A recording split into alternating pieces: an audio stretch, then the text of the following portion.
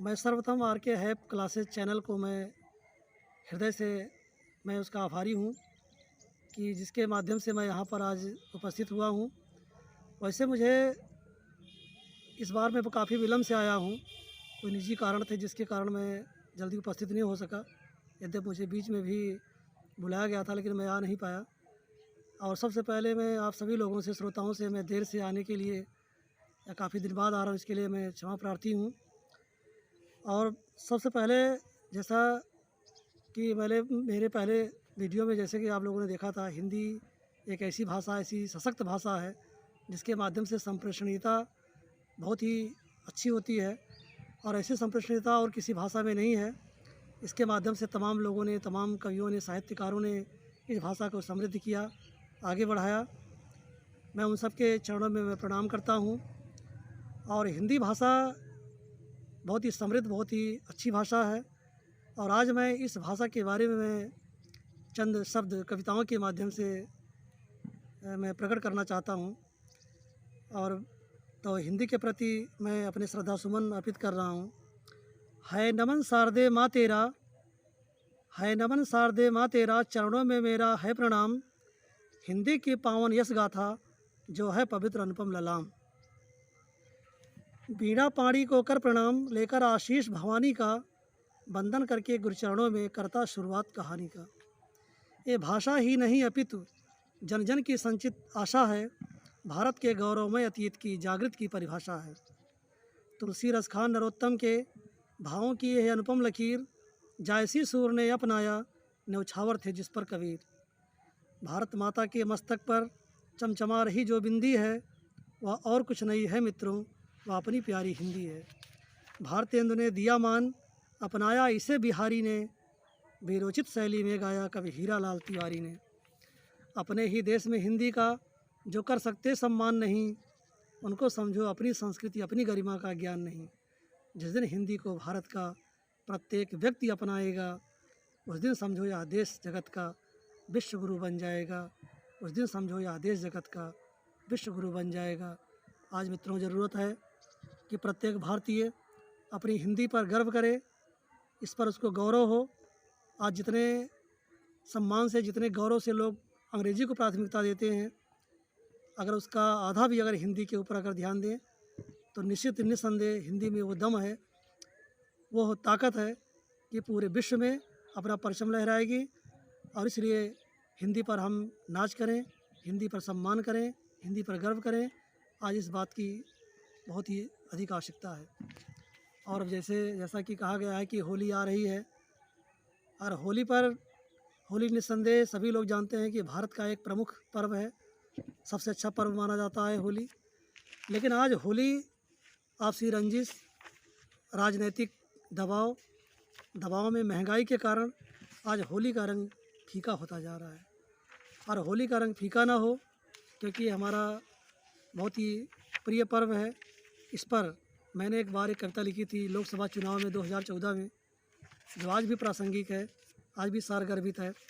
और उस कविता को मैं थोड़ा फेरबदल के साथ मैं आपके साथ मैं प्रस्तुत करना चाहता हूँ कि इसमें राजनीतिक व्यंग्य भी है, इसमें सामाजिक बातें भी हैं, जो कुछ विद्रूपता भी दर्शाई गई है और आप लोग इसको ध्यान से सुनेंगे। होली में फगुआ गाने वाले लोग एक लाइन अक्सर कहते हैं कि बुरा न मानो होली है। लोग रंग डाल देते हैं या होली का हुल्लड़ मचाते हैं तो यही कह देते हैं बुरा न मानो होली है और सारी गलती माफ़ हो जाती है। और इसलिए मैंने शीर्षक रखा है बुरा न मानो होली है। तो इस पर आप सुनेंगे कविता को।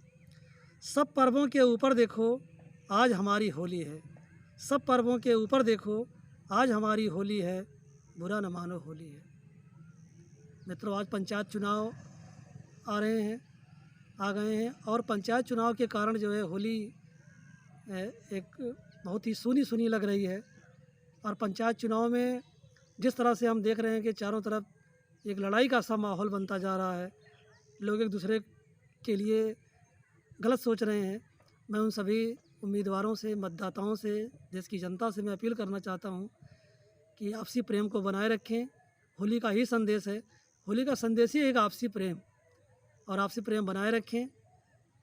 जिसको मतदाता भगवान है, जिसको चुने वो अपनी उस चीज़ को स्वीकार करें और आपस में लड़े नहीं और जनता के फैसले को स्वीकार करें। ये हमारा सबसे कहना है। तो कविता इस प्रकार है। और जिस प्रकार से संसद भवन की मर्यादा तार तार होती है, कभी कोई किसी की आंख में मिर्च का पाउडर झोंक देता है, कभी कोई कपड़ा निकाल के प्रदर्शन करता है, और कभी कोई कुछ करता है, कभी कोई कुछ करता है, कभी कुर्सियां चलती हैं, कभी फाइटिंग होती है। तो इन सब को देख करके मन पीड़ा से भर जाता है। इस पर मेरी कविता है। सब पर्वों के ऊपर देखो आज हमारी होली है, बुरा न मानो होली है। महंगाई का हाल बुरा है, सब्जी चीनी और सुरा है, आसमान छू रहा है खोआ, चाहे दिल्ली हो या गोवा। इसीलिए गुझिया बेचारी अंदर अंदर पोली है, बुरा न मानो होली है, बुरा न मानो होली है। यह होली तो गई काम से, यह होली तो गई काम से, निर्वाचन और बढ़े दाम से। होली का उल्लास कहाँ है, फागुन का एहसास कहाँ है। फगवारों की जगह घूमती नेताओं की टोली है, बुरा न मानो होली है, बुरा न मानो होली है। फागुन की वो शोख अदाएँ जगह ढूंढती आज फिजाएँ, देवर को भाभी की झिड़की नहीं खुल रही कोई खिड़की। होली की बोली तो देखो लगती जैसे गोली है, बुरा न मानो होली है, बुरा न मानो होली है। कालिक स्याही पोत रहे हैं, बिन हल्के ही जोत रहे हैं, मिर्च पाउडर लेकर जाते सदन में ही नंगे हो जाते। लोकतंत्र बिन मर्यादा के रंग बिना रंगोली है, बुरा न मानो होली है, बुरा न मानो होली है। सब दल मिलकर जूझ रहे हैं, सब अपना बल तोल रहे हैं, मची है भीषण मारा मारी, आफत में जनता बेचारी। चंगुल में फंसना है आखिर क्योंकि जनता भोली है, बुरा न मानो होली है, बुरा न मानो होली है।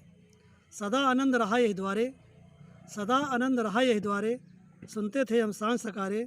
खा गया डीजे ढोल मजीरा, खा गया डीजे ढोल मजीरा, देख हृदय में उठती पीरा।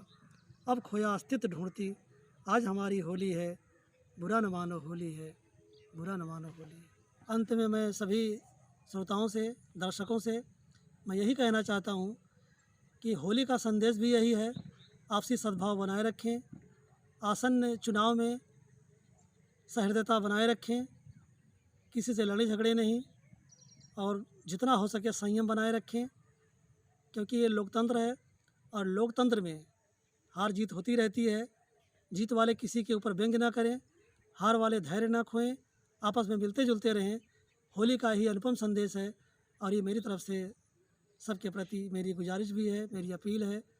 मैं सहृदय सबसे मैं विनम्र अपील करना चाहता हूँ कि आप सभी लोग संयम से काम लें और आने वाले चुनाव में बहुत ही शांतिपूर्वक भाग लें और कोई किसी के प्रति द्वेष ईर्ष्या न रखें। धन्यवाद।